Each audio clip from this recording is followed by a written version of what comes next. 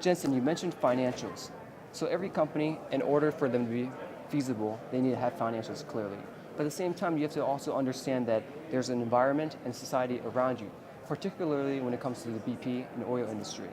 With that in mind, if you were actually put in place of a panel of students and they were interested in what you would want to take, what would you want to say in terms of professional responsibility, what would be the main takeaways you had from your case that you would express to them vocally? Absolutely. That's a very good question. Oh, thank you. The main takeaway from my perspective is being cognizant of the implications of every business decision that we take. How it affects the people around the business location, how it affects the environment, the air, the water, and how it affects the politics, the social fabric of the society that the business is located in. All these factors need to be factored in when we take a business decision. And I think this BP case competition talks about making business decisions in a professionally responsible manner. I think that's the biggest takeaway, which helps drill down being cognizant of our responsibilities when we take decisions. Ladies and gentlemen, Jensen John over here. Now, Jensen, first and foremost, again, congratulations on winning. I know a few members of your team, and I would work with every single one of them because I know that they're all on the same level as you in terms of ethics. So congratulations on having a fantastic team. Now, if you would like, please follow me more to the present. Sure. Most recently, there's news regarding Southern California. There's a methane leak over at SoCal Gas. And within that methane leak, the main stakeholders are SoCal Gas and then the people within society, the residents. Those are the main parties affected. Could you give us more information on what you've learned about this article and the news? Yeah, absolutely. I followed it on Bloomberg and other news channels. SoCal Gas Company is providing natural gas to their local customers in California.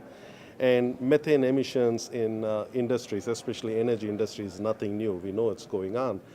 But in this case, the emissions, the leak has been significant. And what has happened is it's turned into an environmental issue because we know that methane is a greenhouse gas. But what is often overlooked is it's also a safety issue because methane is a flammable gas. And in enclosed places, when methane gets in, it's an asphyxiant, which means it sucks oxygen out, making breathing difficult. That's very dangerous. That's very dangerous. Yeah. So in this case, the leak has had very serious implications. One, in the immediate future, the safety of the people living around the plant. And in the future, the environmental implications of all those greenhouse gases getting out there into the atmosphere. So it has serious consequences. Yeah, so in terms of your solution for BP case competition, you want to make sure that the environment and the people were safe as you build the business. Right, that's right. And that's how it's connected over to this article. Absolutely. Okay. Absolutely. So, exactly. So when we build a business, of course, in hindsight, we can see things in 2020 and say, oh, this could have been done better, that could have been done better. Absolutely. In this case, one of the things we did in BP case competition was find a secure way to transfer a product from the refinery plant to the end users. And another way was to have an effluent treatment plant to make sure everything that is produced in the plant is treated before it's discharged out of the plant. Of course, these are serious investments, but there's investments in the health of our customers and our employees because these are the people who live around our plant. And so we saw that as a business professional responsibility. Having said that, in the case of SoCal Gas, it's a serious issue. I think one of the biggest things that they can do is take this situation and turn it into a force for good. In other words, come up with and implement a mechanism which will prevent future disasters. My next question would then be, do you think that SoCal Gas did enough in terms of being responsible to their stakeholders, in this case the residents themselves? Do you think they did enough? Legally, they may have done enough. Legally, interesting. But in terms of the moral and ethical aspects, probably not enough. Because when we talk about stakeholders, it's not only about what we can do legally, but also what we need to do from a moral perspective. For example, if I'm doing business with my family members, I'll probably go above and beyond what I do for somebody whom I don't know who lives far away. Absolutely. And especially when you live in a community that's so close to a plant, there could have been additional safety measures that could have been taken in. Of course, with hindsight being 2020, this could be taken as an opportunity to come up with come up with a design mechanism that will prevent future such disasters.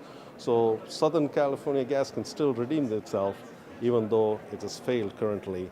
And this may not be a one-off thing. There are other industries, other plants that may be in the same situation. So we could see this as an opportunity. Southern California Gas can take the lead and make changes for the future that will benefit everyone. Well said, very well said. And I personally come from Irvine, California, SoCal, so as you can imagine. A lot of my friends have personally expressed themselves their disappointment in this matter. So the fact that you mentioned all that is definitely something that is very well considered. Now my last question then would be, as you very well know, government regulation is very important when it comes to regulating these type of situations. Right. Now with this event that happened do you believe that maybe Obama's administration, as people well know in the public, they're trying to stop more methane gas emissions? Do you think that this will help spur that movement toward the future, help his organization in terms of stopping more methane gas emissions? Yeah, regulation is becoming a dirty word, especially in this political season. Having said that, if you go back in the past, in the 1970s, there was a river on fire in Cleveland. And it was because there was no regulation on effluents from industries, and as a result, a lot of industries in Cleveland ended up dumping their effluents in the rivers around Cleveland, which led to fires. And in the subsequent years, we had regulation, and we cleaned up a lot of the rivers, the lakes, the air, and the air quality improved. And if you contrast that with the developing world, we still can't. Sometimes it's very difficult to see clear blue skies in places like India and China because they do not have sufficient regulation to prevent such pollution, prevent such unfortunate incidents. So regulation can be a force for good. Now, I would argue that even though regulation adds to the cost of doing business, it can be a mechanism to protect future profits. For example, we all know what happened with BP in the Gulf of Mexico a few years ago. How much is that, $40 billion? Yeah, a little over $40 billion was Wow. spent in reparations. Wow. Now, if there were stricter controls on inspections, on regulating the installation, and things of that nature, we could make an argument that they could have saved $40 billion of money, which is not really chump change. Now So- that's professionally responsible for businesses, would you say? Exactly. Yeah. Which means regulation can enforce professionally responsible business decisions, but it can also be seen as a mechanism for protecting future profits that come about from responsible business decisions. Wonderful. Again, Jensen Johnson, this guy knows the past, the future. When it comes to ethics and his background, he's fantastic. And before we end here, Jensen, is there anything else you want to tell the audience in terms of what you believe is necessary for professional responsibility within business society and the future? Absolutely.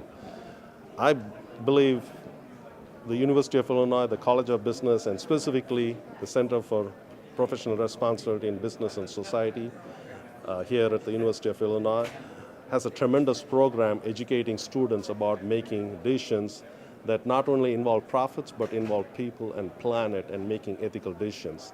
And this competition helps people practice their decision-making skills towards solving real-world issues in this framework. So I would say take this opportunity, participate in this competition, and always be cognizant of the implications of the decisions you take in business as well as in personal life.